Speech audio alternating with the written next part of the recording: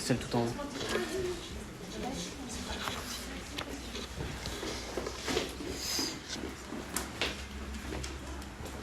Alors pour démarrer, j'ai 2 questions pour vous ce matin. J'ai besoin de votre participation sur la première et sur la deuxième. Selon vous, quelle était la plus grosse menace de l'église d'Éphèse et de l'église primitive? Quelle était la plus grosse menace qui pesait sur l'église d'Éphèse? D'ailleurs, nous sommes en train d'étudier Éphèse. Nous allons continuer aujourd'hui. Quelle était la plus grosse menace selon vous? Quelques idées. Ça nous réveille, c'est bien. Idolâtrie? Oui, c'était une ville pleine d'idolâtrie. Persécution. Autre chose? Plus grosse menace? Division entre chrétiens d'origine juive et chrétiens d'origine païenne. Division entre chrétiens d'origine juive, chrétiens d'origine païenne. Alors, aujourd'hui, toutes les réponses que vous m'avez dites sont des menaces, mais aujourd'hui, nous allons voir que la plus grosse menace qui pèse sur l'église d'Éphèse, c'est justement une division possible entre des types de chrétiens, des types d'origine qui planaient, qui pesaient comme pression dans les rangs de personnes qui étaient unies en Christ. Deuxième question. Quel est le point commun entre la ville de Belfast, la ville de Berlin et la ville de Jérusalem? Ces 3 villes ont un point en commun. Si vous aimez l'histoire, si vous aimez la géopolitique, vous devriez peut-être avoir quelques indices. Elles sont divisées par quoi? Un mur. Alors aujourd'hui, et je pense que ce sera la dernière fois de ma vie que je vais prêcher avec un mur. On a une cloison ici. Et elle est là pour une raison. Cette cloison, elle était là avant et vous allez comprendre pourquoi est-ce qu'elle est là. La plus grosse menace de l'église d'Éphèse était les murs présents entre les membres. Et l'histoire de notre monde nous montre que certaines villes entières se sont repliées derrière des murs à cause de différences, à cause de la haine, comme la ville de Berlin, comme la ville de Belfast, comme la ville de Jérusalem. Et aujourd'hui, on va voir comment Jésus renverse les murs.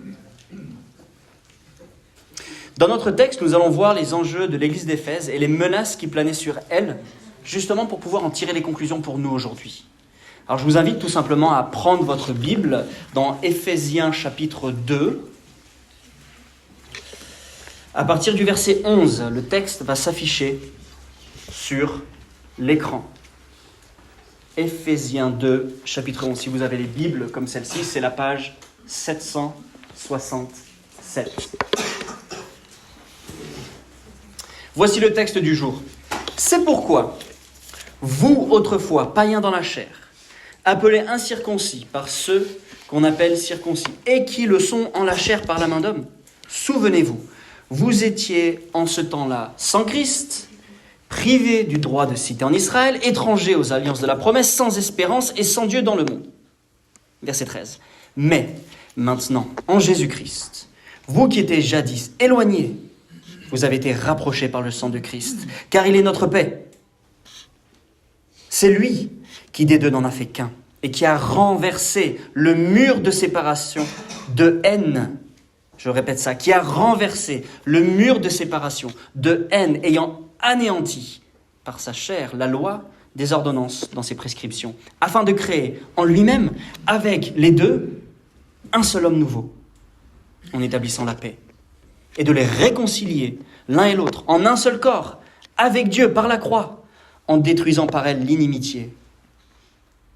Il est venu annoncer la paix, vous qui étiez loin, et la paix à ceux qui étaient près. Car par lui, nous avons les uns et les autres accès auprès du Père dans un même esprit. Ainsi donc, vous n'êtes plus des étrangers ni des gens du dehors, mais vous êtes concitoyens des saints, des gens de la maison de Dieu. Vous avez été édifiés sur le fondement des apôtres et des prophètes, Jésus-Christ lui-même étant la pierre angulaire. En lui, tout l'édifice bien coordonné s'élève pour être un temple saint dans le Seigneur. Et en lui, vous êtes aussi édifiés pour être une habitation de Dieu en esprit. Le texte commence par « c'est pourquoi ». Mais c'est pourquoi quoi? C'est pourquoi quoi? Il faut revenir avant. Le texte juste avant est ce passage d'Éphésiens qu'on apprend presque tous par cœur au début de notre conversion. Juste avant notre texte, Paul dit ça.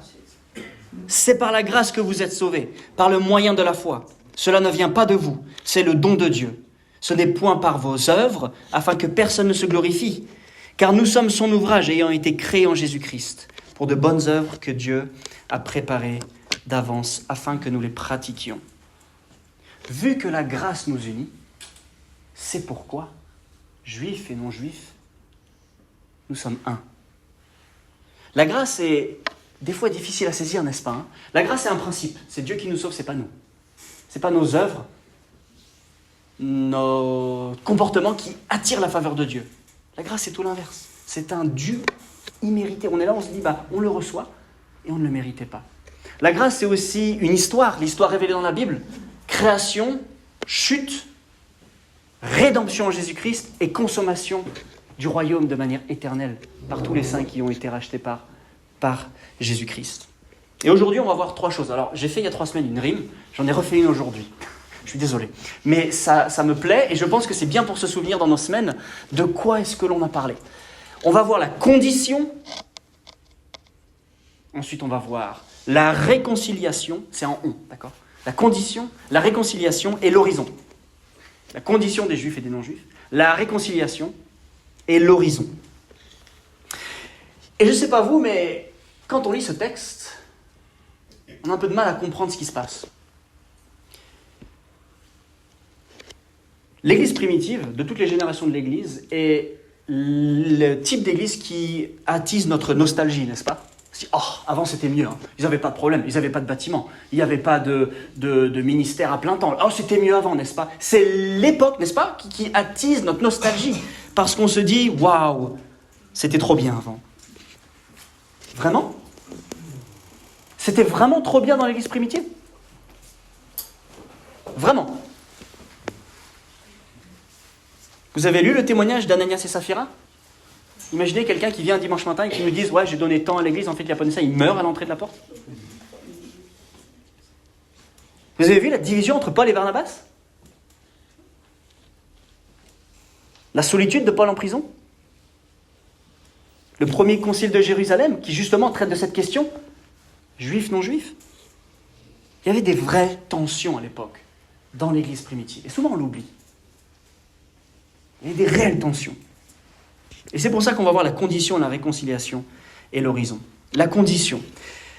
Sociologiquement, culturellement et religieusement, on a souvent du mal à comprendre ce qui se passe dans ce texte, avec, imaginez dans la salle, un mur, j'en ai mis un là, je voulais le balader dans la salle, mais c'est trop lourd. Désolé. Imaginez un mur entre 2 catégories de personnes. Mur symbolique, bien sûr. Dans l'église d'Éphèse, il y avait des chrétiens d'origine juive et des chrétiens d'origine non juive. Alors imaginez mettre dans la même pièce, des djihadistes fervents partisans pour les valeurs de leur façon de voir le monde et une personne qui est partisan d'un monde démocratique. Ça ne passe pas. Imaginez mettre dans la même pièce des suprémacistes blancs et des partisans de Black Lives Matter. Ça ne passe pas. Imaginez mettre dans la même pièce les ultras de Lyon et de Saint-Étienne. Ça ne passe pas. Alors on rigole là-dessus. On rigole. Mais le verset 12 nous interpelle sur ce qu'il se passe. Paul parle aux chrétiens d'origine non juive. Il dit « Souvenez-vous qu'à ce moment-là, vous étiez sans Messie, exclus du droit de cité en Israël, étrangers aux alliances de la promesse, sans espérance et sans Dieu dans le monde. » Donc imaginez en fait qu'on coupe la salle en 2 et qu'une partie soit hyper fière, arrogante de leur situation culturelle religieuse, c'est-à-dire les gens d'origine juive, parce que le Messie est issu de leur culture, ils disent hey, il est venu pour nous en fait. Et une partie de l'Église qui est complètement en crise identitaire, un complexe d'infériorité. Et le pire, c'est que les autres disent mais eux, ils ne sont pas issus d'Abraham, nous le sommes. Eux, ils ne sont pas issus d'Abraham, nous le sommes. Donc, il va falloir se soumettre à ce que nous, on est comme culture. Une fracture culturelle sur que manger, quand manger, où manger, quelles habitudes, comment s'habiller.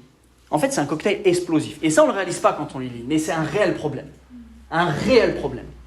Bien sûr, à l'église de la Terrasse, il n'y a aucun mur entre nous, n'est-ce pas? Aucun. Au mieux, ce mur de haine entre les juifs et non-juifs, ça faisait du légalisme. Au pire, ça faisait de la haine. Paul parle de la haine.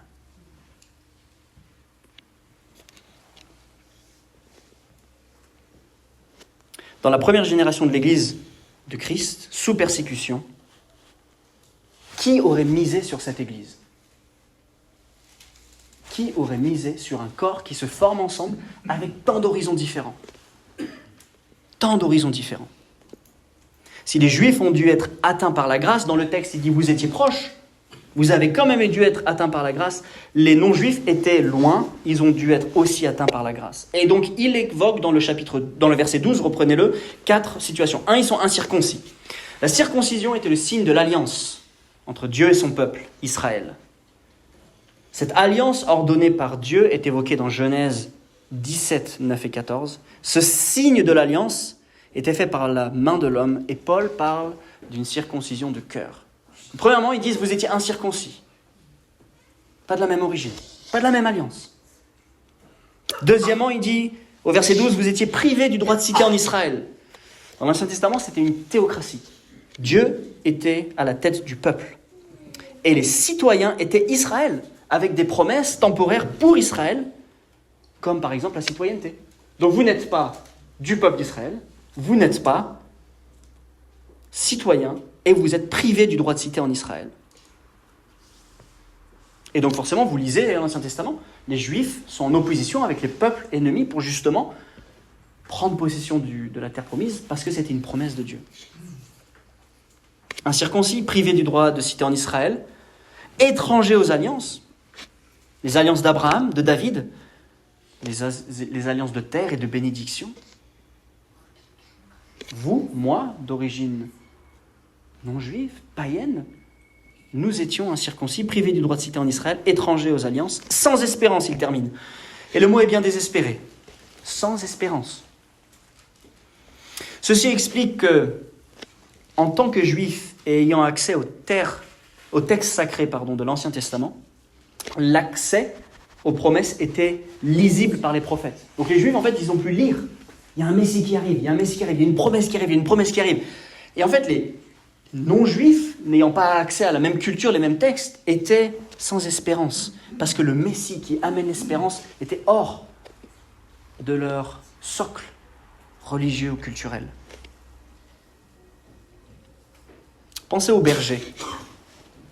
À qui est-ce que notre Père s'est révélé en premier quand Jésus est venu sur terre? Les bergers. Pourquoi est-ce que cette révélation est forte?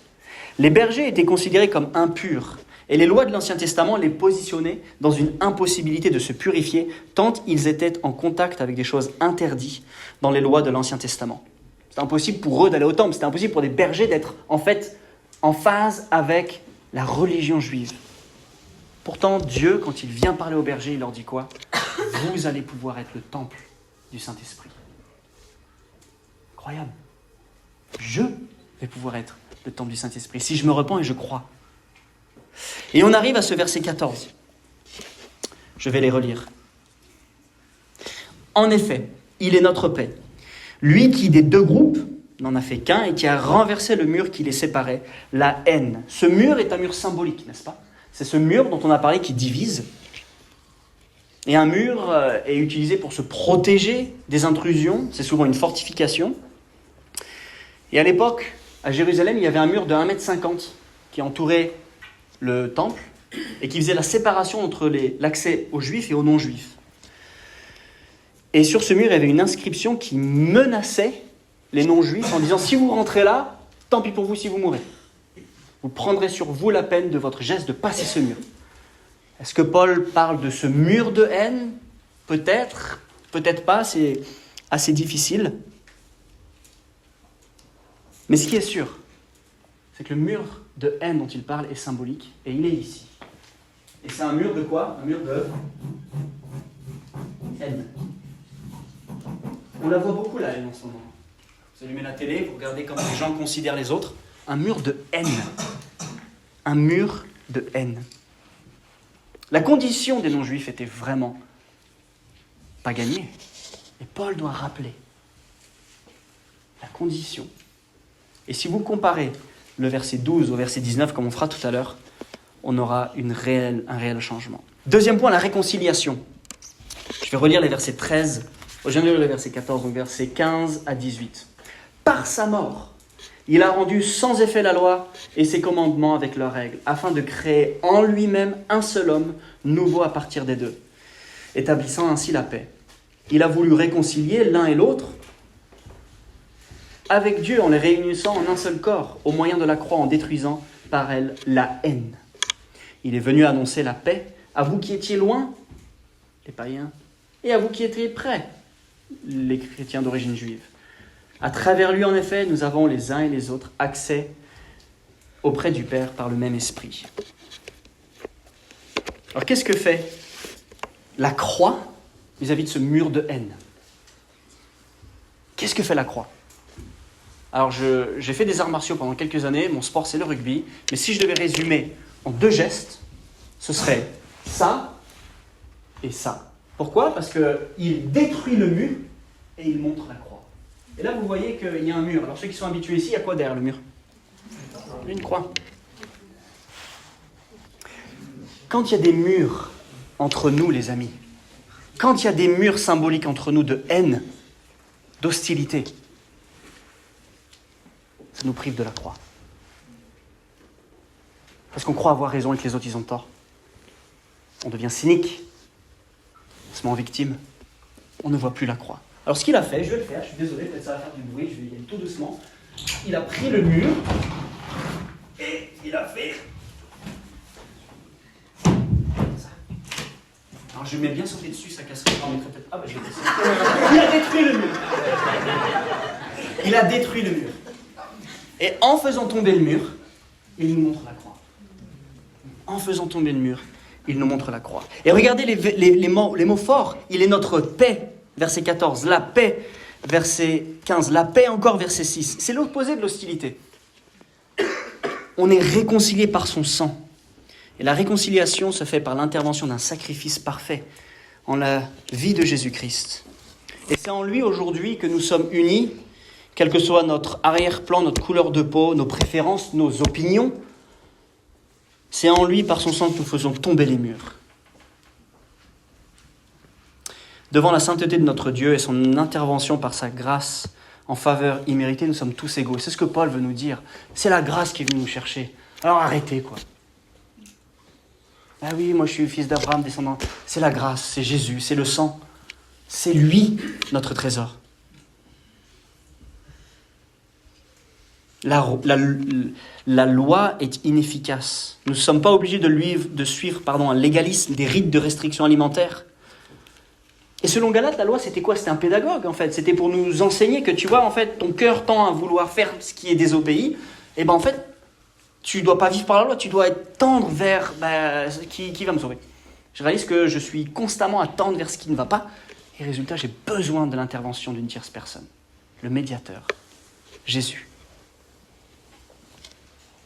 Colossiens nous donne de la hauteur sur ce passage. Je crois que je l'ai noté en diaporama. Il a voulu, par lui, tout réconcilier avec lui-même, tant ce qui est sur la terre, dans les cieux, en faisant la paix avec lui et par le sang de sa croix. Et vous qui étiez autrefois étrangers et ennemis par vos pensées, par vos mauvaises œuvres, il vous a maintenant réconciliés par sa mort dans le corps de sa chair, pour vous faire paraître devant lui saint, irrépréhensible et sans reproche. Si du moins vous demeurez fondés, inébranlables dans la foi, sans vous détourner de l'espérance de l'évangile que vous avez entendu, qui a été prêché à toute créature sous le ciel, et dont moi, Paul, j'ai été fait ministre. L'objectif, c'est de créer un nouveau temple, une église unie. Et Dieu nous encourage à ne pas voir les murs, mais à voir la croix. Vous savez, on est dans une génération du monde évangélique qui est vraiment en transition. Et on a un vent de mode qui est bon, de l'église missionnelle. Il faut qu'on soit tourné vers les gens, comme si être tourné vis-à-vis de nous, c'était un péché. Tourner les uns vis-à-vis des autres, c'est bon. C'est par l'amour qu'on a les uns pour les autres que les autres vont reconnaître qu'on est disciples. Donc soyons tournés les uns vis-à-vis des autres. Prenons soin les uns des autres. Aimons-nous les uns les autres. Reprenons-nous les uns les autres. Il n'y a rien de mal avec ça. Mais si c'est au détriment d'être visible de l'extérieur, c'est un problème. Donc moi je pense que c'est ni être tourné vers soi-même, ni tourner vers l'extérieur qui est bon. C'est de tourner vers la croix. Parce que quand on se met face à la croix, quand on dit Dieu, montre-nous ce qu'il faut faire, ça suit logiquement. Que nous soyons, pas partisans d'une mode, mais vers la croix. Parce qu'on va voir les uns les autres comme Christ les voit. On va voir le monde comme Christ le voit. Et ça va déborder. Soyons non tournés vers l'extérieur, non tournés vers l'intérieur. Mais quand le mur tombe, on est tourné vers la croix. Forcément, ça va se voir. Nous sommes, par nature, pécheurs et séparés, privés de la gloire de Dieu.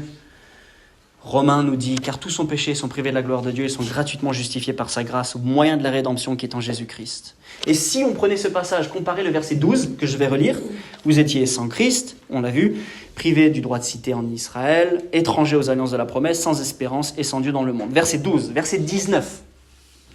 Verset 19, qu'est-ce qu'il nous dit ? Ainsi donc, vous n'êtes plus étrangers.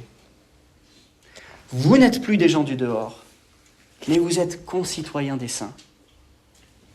Des gens de la maison de Dieu. Quelle réconciliation. Quelle promotion. Et en disant ça, ça devait faire grincer les dents des extrémistes du partisan des chrétiens d'origine juive. Ah oui, c'est vrai, ils sont vraiment concitoyens. Ah oui, c'est vrai.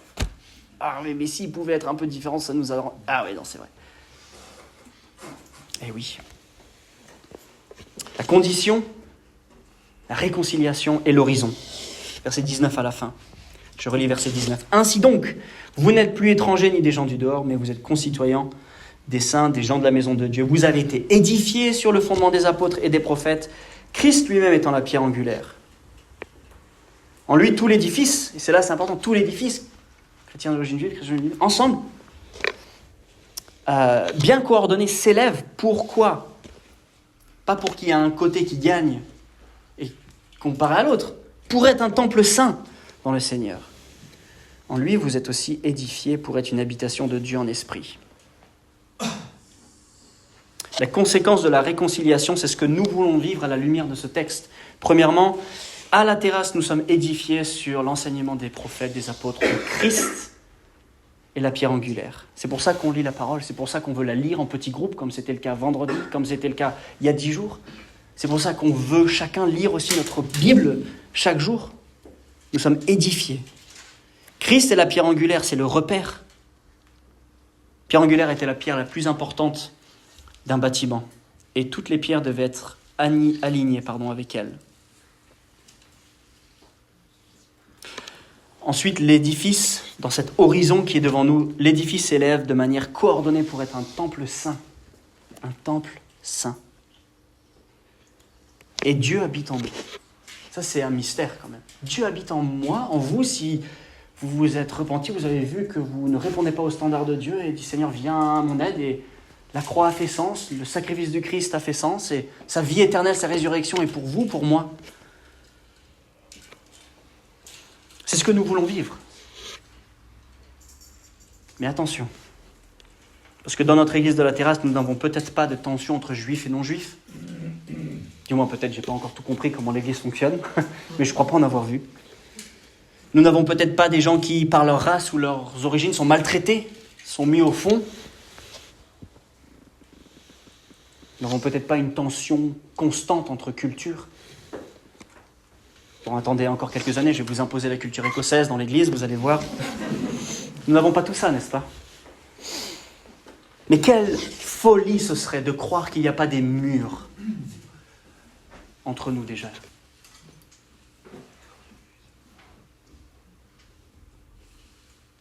Frères et sœurs,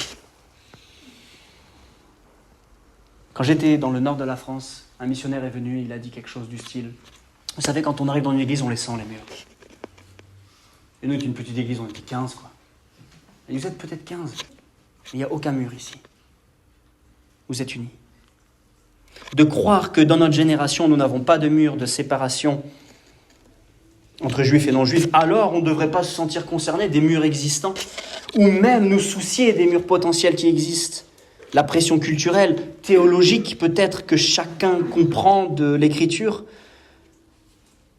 Mais à l'époque de l'église d'Éphèse, il y avait une pression culturelle, théologique, sociétale qui pesait sur cette église. Et en fait, ça se résume à un mot, le changement. Tu vois la place des chrétiens d'origine juive qui, pendant des centaines d'années, ont toujours vécu la même chose. Et des positions hiérarchiques, et boum, la grâce. Gros changement culturel, cultuel, de relations. Imaginez les choix faits par les chrétiens d'origine juive. Toute leur famille se retournait contre eux parce que maintenant ils mangent avec des non-juifs. Nous, on l'a vécu quand on arrivait aux États-Unis, parce qu'aux États-Unis, il y a plusieurs clans, on va dire, et il y a des gens de notre âge qui prenaient des décisions dans leur vie, qui heurtaient leurs parents, leurs grands-parents. Ils disaient, mais dans toute notre vie, on n'a jamais fait ça, honte à toi. Parce qu'ils avaient juste voulu mettre leurs enfants dans une école publique. Et nous, on comprend, on dit, bah alors, école publique. Mais en fait, il faut comprendre que c'était dur d'obéir à Dieu. Ça coûtait. La tension de plaire à l'homme, de suivre les convictions était très forte. Alors, quelques questions pour nous, et on va développer ces cloisons qui pourraient être entre nous. Comment est-ce que tu réagis, comment est-ce que je réagis vis-à-vis de ton frère ou de ta sœur face à un grand changement ? Moi, je sais, je vous dis, je réagis pas toujours bien. Je sais pas vous, mais moi, en tout cas, quand il y a un grand changement, je veux me tenir sur ce que moi, je crois qui est bon, j'annule tous les autres arguments, et de toute façon, je campe sur mes positions. Je suis le seul ? Je suis le seul. C'est bien, je prêche pour moi. Comment réagis-tu quand une décision ne va pas dans le sens que tu souhaites ? Ça coûte. Ah oui, mais non, là... Moi, le changement, ça me met en lumière mon péché, en fait. Mon inflexibilité, mon égoïsme, ma fierté, mon esprit de parti, ma médisance. Et en fait, je réalise que tous les jours, je dois vivre au pied de la croix, parce que le mur monte très vite. Dans mon cœur, dans mes pensées, dans l'hostilité, je ne sais pas, c'est là. Et aujourd'hui, je ne sais pas vous, depuis Covid, j'ai l'impression qu'on voit le cœur de tout le monde. Tout le monde s'exprime et prend un côté, on dit, ouais, mais on peut parler. Ouais, non, ok, on peut... Non, vraiment que l'Église soit différente. Un verset qui m'a encouragé cette semaine par rapport à ces murs, il va arriver, car toute la loi est accomplie dans cette seule parole. Tu aimeras ton prochain comme toi-même. Mais si vous vous mordez les uns les autres et vous dévorez les uns les autres, prenez garde que vous soyez détruits par les uns les autres. En fait, c'est ça le problème. C'est que si jamais on se mord les uns les autres, on se dévore les uns les autres, on va se détruire. En fait, il n'y aura plus rien. Nous sommes éligibles, je suis éligible à dresser un mur entre vous et moi. L'Église de la Terrasse est éligible à se dresser des murs. Alors quand il s'agit de questions doctrinales clés, on balise, c'est pour ça qu'on a une confession de foi, c'est pour ça qu'on se dit, voilà qui nous sommes à la terrasse, pour que, en fait, on ne redébatte pas sur des choses qui pour nous sont clés, et ça, c'est pas ce dont il est question. L'objectif n'est pas d'avoir une unité à tout prix, parce qu'il y a des fois des choses, on dit, non, si tu viens chez nous, on vient, c'est pas comme ça. Par contre, notre Église est imparfaite, et vous allez bien vous rendre compte rapidement, si ce n'est pas encore le cas, l'Église de la Terrasse va vous décevoir. Les gens de l'Église, moi, je vais vous décevoir. Je sais que j'ai déjà fait. La manière dont telle personne fonctionne va vous décevoir. C'est impossible de faire l'unanimité. Et c'est bien d'être en désaccord. Mais que ce soit jamais un prétexte pour ne pas aimer son prochain. Ou mal parler de lui. C'est pour ça que l'horizon qu'il nous est promis est beau. De vivre une église avec de beaux horizons, d'être édifiés, coordonnés, de grandir ensemble et d'éviter d'avoir des cloisons entre nous. Ça mène à plusieurs points d'application que j'aimerais vraiment nous laisser par rapport à ces cloisons, ces murs qui sont tombés. Premièrement, faisons preuve de grâce les uns vis-à-vis des autres. Comme c'est déjà le cas, je le vois. Parce que l'amour couvre une multitude de péchés. C'est-à-dire que si jamais il y a quelque chose qui me gêne chez quelqu'un, une attitude, une remarque, un reproche, un regard, un oubli, on ne sort pas de nos gonds.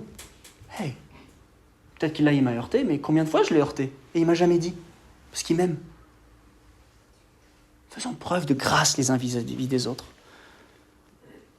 Une réaction vous gêne, une attitude vous heurte, une parole vous blesse. Pas obligé d'être à fleur de peau. Faisons-nous grâce les uns les autres. Je vous promets, c'est tellement beau. Colossiens 3,13 nous dit « Supportez-vous les uns les autres, et si l'un a sujet de se plaindre de l'autre, pardonnez-vous réciproquement. De même que Christ vous a pardonné, pardonnez-vous aussi. » Deuxièmement, comment on fait quand les murs, les cloisons montent? Parlons-en, sans ton accusateur. Rappelez-vous de ce que Jésus a enseigné aux gens qui voulaient aller prier. Non, tu poses ton sacrifice, t'arrêtes de lire ta Bible, t'arrêtes de prier, tu vas voir ton frère, tu lui demandes pardon. Ça ne sert à rien en fait de jouer un rôle. Réconcilie-toi avec lui. Expliquons ce qui se passe dans notre cœur, nos sentiments, en quoi nous ne sommes pas à l'aise avec ce qui se passe et demandons pardon. Je ne suis pas sûr d'avoir compris ce qui se passe. Vous savez, où on habite, on a un bourg de 3 petites maisons. Les 3 petites maisons ont été construites en 1910, là, à Saint-Jean-Bonnefond, par un papa qui voulait avoir sa maison et celle pour ses 2 garçons. Et en 1914, les 2 garçons partent à la guerre, ne reviennent jamais. Et aujourd'hui, on habite dans une de ces 3 maisons. Une maison de campagne, quoi. Et juste à côté de chez nous, il y a un fermier qui est là depuis, 50, 60 ans. Et il nous explique tout du village. Et ses petits-enfants viennent souvent. Et ces petits-enfants, ils viennent jouer avec nos enfants. Et la petite, elle s'appelle Chloé. Un jour, elle nous dit, avec mon frère, ils se battent souvent, on fait des messages simples. Je regarde Chloé, je dis, c'est quoi un message simple, Chloé? CE2. Le message simple, c'est ce que notre maîtresse de CE2 nous a appris. Je dis, ah bon, Chloé, explique-moi, c'est quoi un message simple?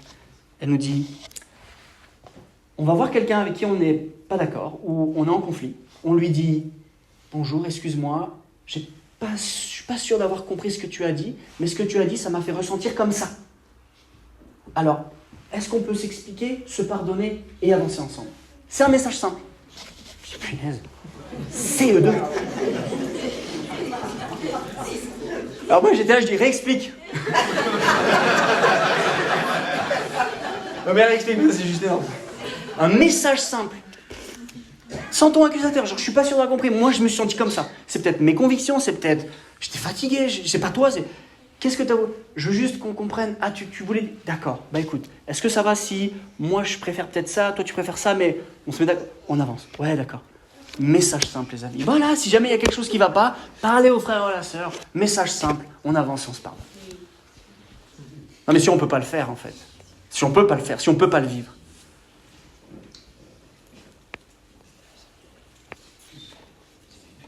Troisièmement, bien sûr, la parole de Dieu parle de discipline. On ne va pas mettre de côté s'il y a des problèmes graves de péché, récurrents, qui heurtent une frère ou une sœur. Ça, on va en parler. C'est là où c'est aussi la tension. L'amour couvre une multitude de fautes ne veut pas dire que nous ignorons les péchés récurrents, les rébellions. C'est pas ce que le texte nous dit. Le texte ne nous dit pas parce que vous êtes péché, c'est pas grave, de toute façon on oublie. Le texte ne dit pas ça. Mais quand même, je veux quand même dire qu'au milieu de tout ça, nous devons aussi prendre la parole dans son entièreté. Parenthèse terminée. Notre Dieu renverse les murs. Et je suis convaincu que s'il a renversé les murs de l'église d'Éphèse, il peut renverser tous les murs existants, potentiels à venir, parce qu'il y en aura. Les cœurs sont pécheurs, le mien est pécheur. Et c'est pour ça que la croix, elle est là.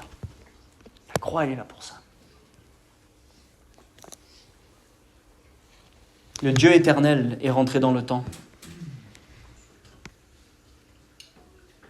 C'est lui qui a accompli pour nous. Il offre sa victoire à nous, pauvres pécheurs. La grâce. Le Dieu immortel a pris l'immortalité. Et à la croix, ce qu'il se passe quand Jésus a dit « c'est fini », le rideau du temple s'est déchiré en deux. Et si jamais vous lisez quelques commentaires sur le rideau faisait peut-être 8 à 10 cm d'épaisseur, un peu comme cette cloison.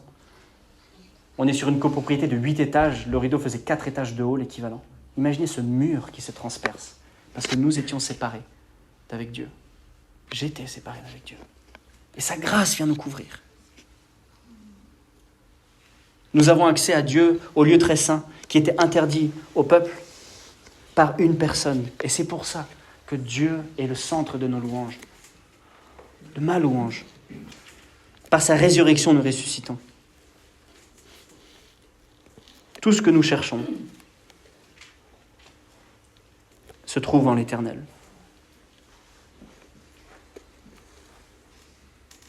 On a l'habitude de prendre la scène. Finalement, elle est pas là, mais on va quand même prendre un temps